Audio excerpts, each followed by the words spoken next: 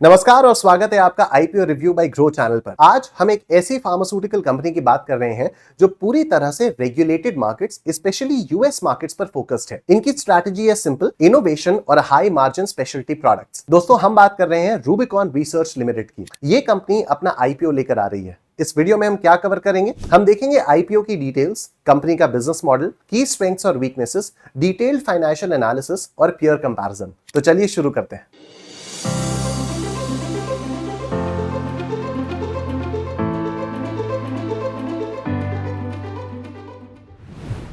सबसे पहले बात करते हैं आईपीओ की डिटेल्स के बारे में, जो हर इन्वेस्टर के लिए इंपॉर्टेंट होती है। तो इस आईपीओ का टोटल इशू साइज है 1377.5 करोड़ रुपीस। इस इशू में 500 करोड़ रुपीस का फ्रेश इशू है और बाकी 877.5 करोड़ रुपीस का ऑफर फॉर सेल है। की डेट्स की बात करें तो आईपीओ ओपन होगा थर्सडे 9 अक्टूबर 25 को और क्लोज होगा मंडे 13 अक्टूबर 25 को। प्राइस बैंड 461 रुपीस से 485 रुपीस पर शेयर तक फिक्स किया गया है और लॉट साइज है 30 शेयर्स। इसका सीधा मतलब है कि अगर आप upper end of the price band 485 rupees पर बिड करते हैं तो आपको कम से कम 14,550 रुपीस इन्वेस्ट करने होंगे, और वहीं lower and of the price band 461 rupees पर बिड करेंगे तो रिटेल कैटेगरी में आपका मिनिमम इन्वेस्टमेंट 13,830 रुपीस होगा। एलिजिबल एम्प्लॉइज को 46 रुपीस पर शेयर का डिस्काउंट मिलेगा। 14 अक्टूबर 2025 को अलॉटमेंट फाइनलाइजेशन और 16 अक्टूबर 2025 को लिस्टिंग होने की उम्मीद है। फ्रेश इशू का पैसा कहां जाएगा?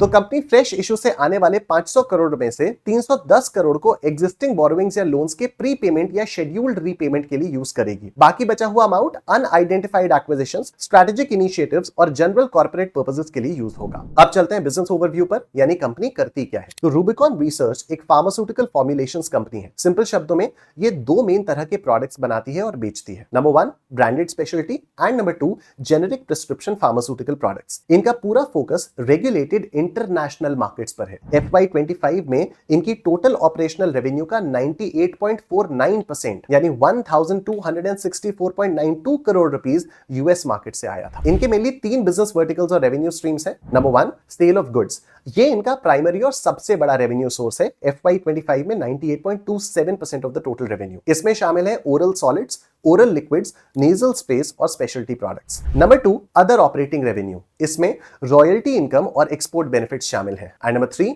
रिसर्च सर्विसेज, ये दूसरी फार्मास्यूटिकल कंपनीज को R&D रिलेटेड सर्विसेज भी प्रोवाइड करते हैं। अब चलिए देखते हैं इंडस्ट्री के क्रूशियल पार्ट को, ग्लोबल फार्मास्यूटिकल मार्केट, जिसमें रूबिकॉन रिसर्च ऑपरेट करती है। 2024 में यूएस का ग्लोबल प्रिस्क्रिप्शन फार्मास्यूटिकल मार्केट में 46.9% का कमांडिंग शेयर था। ग्लोबल लेवल पर यूएस फर्स्ट लॉन्चर्स में आगे है। 2021 में लॉन्च होने वाली 65% न्यू मेडिसिन सबसे पहले यूएस में लॉन्च हुई थी। रूबिकॉन रिसर्च के लिए ये डिटेल्स एक्सट्रीमली इंपॉर्टेंट है। क्यों?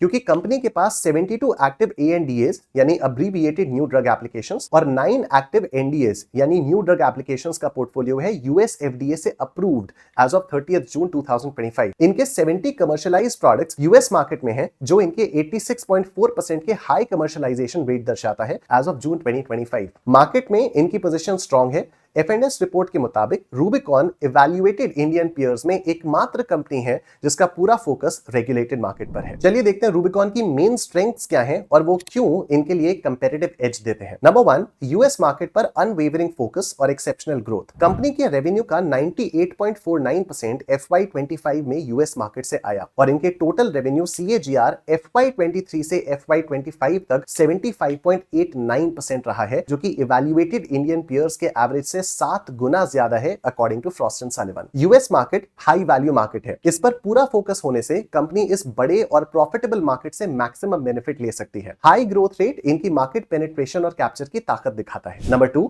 हाई मार्जिन प्रोडक्ट पोर्टफोलियो और प्राइस रेजिलियंस। रूबिकॉन की स्ट्रैटेजी स्पेशलिटी और कॉम्प्लेक्स जेनेरिक्स पर सेंटर्ड है। FY25 में कंपनी के 9 प्रोडक्ट्स का मार्केट शेयर बाय वैल्यू 25% से ज्यादा था। जहां यूएस जेनेरिक इंडस्ट्री में प्राइस इरोजन 5.2% था during FY22 to FY25, Rubicon ने इस दौरान 8% का average per unit price growth देखा। FY25 में इनका ग्रॉस मार्जिन 70.26% था। यह स्ट्रैटेजी कंपनी को टिपिकल जेनेरिक मार्केट के सीवियर प्राइस इरोजन से बचाती है। स्पेशलिटी प्रोडक्ट्स और लो कंपटीशन एरियाज में हाई मार्केट शेयर होने से इनके मार्जिन स्ट्रॉन्ग और सस्टेन रहते हैं, leading to better profitability. Number 3 strong regulatory track record और R&D इन्वेस्टमेंट। कंपनी की मैन्युफैक्चरिंग फैसिलिटीज को US FDA से कभी भी OAI यानी ऑफिशियल एक्शन इंडिकेटेड स्टेटस नहीं मिला है 2013 से। FY25 में इनका R&D एक्सपेंडिचर रेवेन्यू का 10.54% था, nearly 2 times of the peer average. ये हम डिटेल में पीयर कंपैरिजन वाले सेक्शन में देखेंगे। क्लीन रेगुलेटरी हिस्ट्री से US जैसे क्रिटिकल मार्केट में अनइंटरप्टेड सप्लाई और कस्टमर का विश्वास बना रहता है। हाई R&D स्पेंड से इनका pipeline high margin complex product से भरपूर रहता है, जो फ्यूचर ग्रोथ के लिए जरूरी है। Number 4, cost effective manufacturing advantage. Rubicon के मैन्युफैक्चरिंग प्लांट्स इंडिया में हैं, जहां मैन्युफैक्चरिंग कॉस्ट US के मुकाबले 30 to 40% कम है। ये स्ट्रक्चरल कॉस्ट एडवांटेज रूबिकॉन को डेवलप्ड मार्केट्स में भी प्राइस कंपैरेटिव रहने और simultaneously high profit margins maintain करने में हेल्प करता है। अब हम बात करते हैं उन बड़े रिस्क या वीकनेसेस की जिन पर इन्वेस्टर्स को ध्यान देना चाहिए। Number 1, high geographical concentration, US market Reliance. Fiscal 2025 में कंपनी का ऑलमोस्ट 98.49% रेवेन्यू US मार्केट से आया था। अगर US मार्केट में कोई भी एडवर्स रेगुलेटरी चेंज जैसे कि टैरिफ्स या प्राइसिंग प्रेशर या इकोनॉमिक स्लोडाउन आता है, तो इसका बहुत बड़ा और डायरेक्ट एडवर्स इंपैक्ट कंपनी के रेवेन्यू और प्रॉफिटेबिलिटी पर पड़ेगा, क्योंकि उनका revenue source almost single market पर डिपेंडेंट है। नंबर 2, कस्टमर कॉन्सेंट्रेशन का रिस्क। FY25 में कंपनी का जो revenue from sale of goods है, उसका 71.22% इनके टॉप 5 कस्टमर से आया था। अगर इन 5 कस्टमर्स में से कोई भी कस्टमर कंपनी से डील तोड़ लेता है या परचेज वॉल्यूम कम कर देता है, तो कंपनी के रेवेन्यू पर तुरंत और बुरी तरह से असर पड़ेगा। साथ ही ये कॉन्सेंट्रेशन उनके नेगोशिएटिंग पावर को भी कम करता है। Number 3, negative financial numbers in FY23। Company ने फिस्कल 2023 में 16.89 करोड़ रुपीस का नेट लॉस झेला था। FY23 में इनका रिटर्न ऑन नेटवर्थ यानी RONW भी नेगेटिव 5.71% था। पास्ट में लॉसेस होने का मतलब है कि कंपनी को फ्यूचर में भी कंसिस्टेंटली प्रॉफिट मेंटेन करने के लिए चैलेंजेस फेस करने पड़ सकते हैं। फिस्कल 2023 के नेगेटिव मैट्रिक्स इस बात का इंडिकेशन है कि अगर फ्यूचर में सेल्स कम होती है तो कंपनी लॉस में जा सकती है। नंबर 4, हाई वर्किंग कैपिटल और कैपिटल एक्सपेंडिचर की जरूरत। कंपनी को ऑपरेशंस के लिए high working capital 310.14 crore rupees in Q1 FY26 और heavy capital expenditure 138.91 crore rupees in Q1 FY26 की जरूरत हुई थी। वर्किंग कैपिटल की हाई रिक्वायरमेंट से उनका रिसीवेबल साइकिल लंबा हो सकता है, जिससे उनकी लिक्विडिटी पर असर पड़ेगा। अगर फ्यूचर में फंड रेज नहीं हो पाया तो ऑपरेशंस पर बुरा असर पड़ेगा और डेट बढ़ सकती है। नंबर 5, R&D इन्वेस्टमेंट का रिस्क और product pipeline failure. Company R&D पर बहुत पैसा खर्च करती है। FY25 में इन्होंने 135.36 करोड़ रुपीस खर्च किए, लेकिन जरूरी नहीं है कि हर R&D एफर्ट एक मार्केटेबल प्रोडक्ट में कन्वर्ट हो। FY25 में 5.38 करोड़ रुपीस उन प्रोजेक्ट्स पर खर्च हुए जो बंद कर दिए गए, यानी ड्रॉप्ड प्रोजेक्ट्स। R&D एक हाई रिस्क एक्टिविटी है। अगर कंपनी का इतना बड़ा इन्वेस्टमेंट प्रोडक्ट अप्रूवल या कमर्शियल सक्सेस में फेल हो जाता है, तो उस इन्वेस्टमेंट की रिकवरी नहीं होगी, leading to significant financial loss और ग्रोथ पर बुरा असर। अब हम रूबिकॉन रिसर्च के पिछले 3 सालों के फाइनेंशियल परफॉर्मेंस का गहरा एनालिसिस करते हैं। रेवेन्यू फ्रॉम ऑपरेशंस और प्रॉफिटेबिलिटी यानी पैट का क्या सीन है? रेवेन्यू फ्रॉम ऑपरेशंस में 116.99% का जबरदस्त ग्रोथ देखा गया FY23 से FY24 तक, 393.52 करोड़ रुपीस से 853.89 करोड़ रुपीस तक। कंपनी FY23 के 16.89 करोड़ रुपीस के लॉस से निकलकर FY24 में 91.01 करोड़ रुपीस के प्रॉफिट में आई। ये टर्न अराउंड FY22 में बिजनेस मॉडल चेंज करने का रिजल्ट था, जहां कंपनी ने ट्रू फार्मा LLC पर डिपेंड होने के बजाय अपनी wholly owned subsidiary Advagen pharma limited के थ्रू ओन डिस्ट्रीब्यूशन एक्टिविटीज शुरू की और FY23 का लॉस इसका टेम्परेरी इंपैक्ट था। FY24 से FY25 तक रेवेन्यू में 50.4% का स्ट्रॉन्ग ग्रोथ कंटिन्यू रहा। पैट 47.63% बढ़कर 134.36 करोड़ रुपीस हो गया। अब ये जो ग्रोथ है वो नए प्रोडक्ट्स की सेल्स और एग्जिस्टिंग जेनेरिक और स्पेशलिटी प्रोडक्ट्स की सेल्स में ग्रोथ की वजह से हुई थी। अब हम एफिशिएंसी मैट्रिक्स को देखते हैं। एबिटा मार्जिन FY23 के 10.49% से बढ़कर FY24 में 19.84% और FY25 में 20.67% हो गया। ये दिखाता है कि इंक्रीज्ड स्केल पर ऑपरेशनल एफिशिएंसी काफी इंप्रूव हुई है। ROCE यानी return on capital employed FY23 में 1.35% था, जो FY25 में मल्टीफोल्ड इंक्रीज होकर 26.45% हो गया है। ROCE में ये इंक्रीज EBIT में बढ़ोतरी के कारण हुआ, जिससे ओवरऑल कैपिटल एम्प्लॉयड का एफिशिएंट यूज इंडिकेट होता है। RONW यानी रिटर्न ऑन नेटवर्थ। RONW भी FY23 के नेगेटिव 5.71% से रिकवर होकर FY25 में 29.02% तक पहुंच गया है। ये इंक्रीज प्रॉफिटेबिलिटी में मेजर इंप्रूवमेंट के कारण हुआ, जो इक्विटी का इफेक्टिव यूज दर्शाता है। Operating cash flow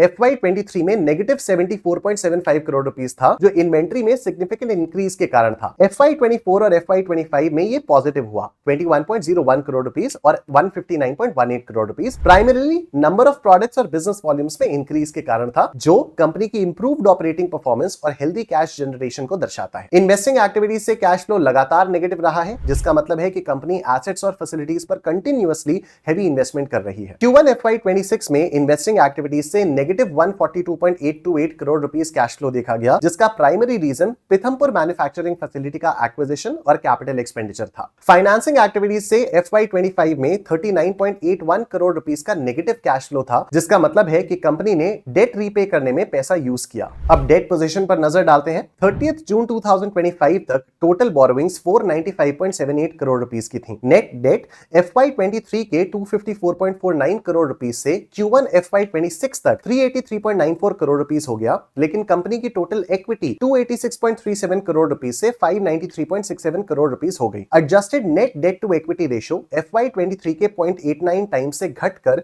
Q1 FY26 में 0.65 टाइम्स हो गया है। रेशियो में यह कमी इक्विटी में बढ़ोतरी के कारण आई है। R&D एक्सपेंडिचर का हाई परसेंटेज यानी FY23 में 17.39% ये दिखाता है कि कंपनी अपने ग्रोथ फेज में है, जहां ज्यादा इन्वेस्टमेंट कॉम्प्लेक्स और स्पेशलिटी प्रोडक्ट्स के लिए जा रहा है। FY25 में ये 10.44% रहा, जो कि कंपनी के रेवेन्यू बेस के बढ़ने के बावजूद R&D पर सिग्निफिकेंट फोकस को मेंटेन करता है। अब यूएस मार्केट फोकस करके ऑपरेशनल मेट्रिक्स देखते हैं। Commercialised products in US FY23 के 28 से बढ़कर FY25 में 66 हो गए हैं। नए प्रोडक्ट्स के कमर्शियलाइजेशन से ही रेवेन्यू में जबरदस्त ग्रोथ आई है। अप्रूव्ड प्रोडक्ट्स इन यूएस की संख्या भी लगातार बढ़ रही है। FY23 में 45 से FY25 में 77, जिसका मतलब है कि फ्यूचर रेवेन्यू पाइपलाइन स्ट्रांग है। ये एनालिसिस दर्शाता है कि रूबिकॉन रिसर्च लिमिटेड ने पिछले 2 सालों में फाइनेंशियल हेल्थ और ऑपरेशनल एफिशिएंसी में काफी सुधार किया है, जिसका मेन रीजन स्ट्रेटेजिक शिफ्ट और नए प्रोडक्ट्स का सक्सेसफुल कमर्शियलाइजेशन है। दोस्तों, रूबिकॉन रिसर्च लिमिटेड की फाइनेंशियल परफॉर्मेंस का कंपैरिजन उसके लिस्टेड इंडस्ट्री पीयर्स के साथ फिस्कल 2025 के फिगर्स पर बेस्ड है। हम रूबिकॉन की स्केल, प्रॉफिटेबिलिटी और एफिशिएंसी को की मैट्रिक्स के थ्रू एनालाइज करेंगे। रूबिकॉन रिसर्च का टोटल इनकम 1296.22 करोड़ रुपीस अपने सभी लिस्टेड पीयर्स के कंपैरिजन में बहुत छोटा है। Similarly,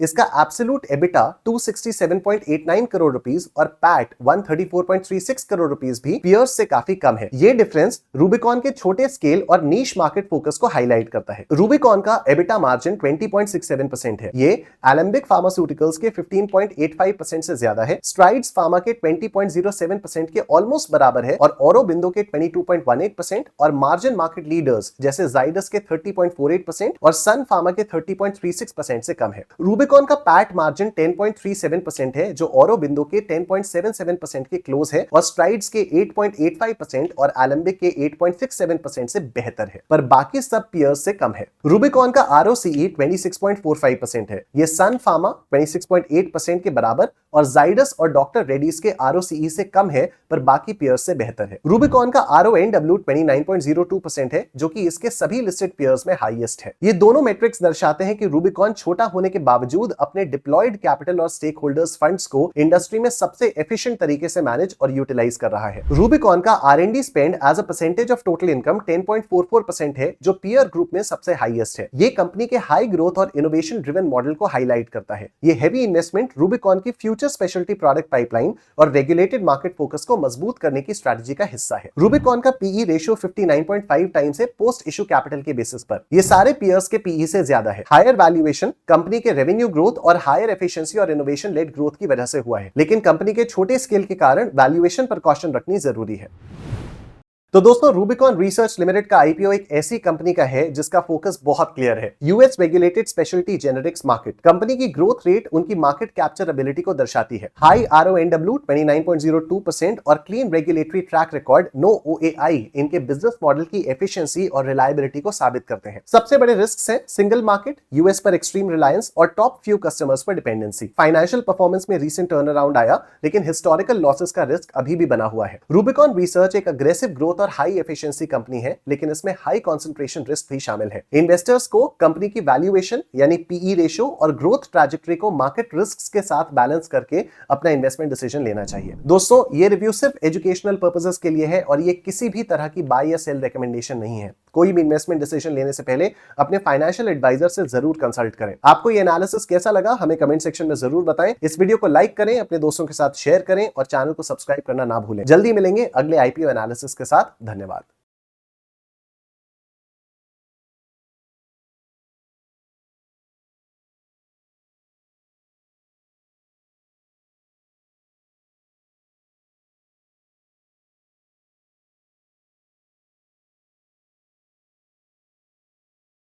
Investment in securities market are subject to market risks. Read all the related documents carefully before investing. Please read the risk disclosure documents carefully before investing in equity shares, derivatives, mutual fund, and or other instruments traded on the stock exchanges.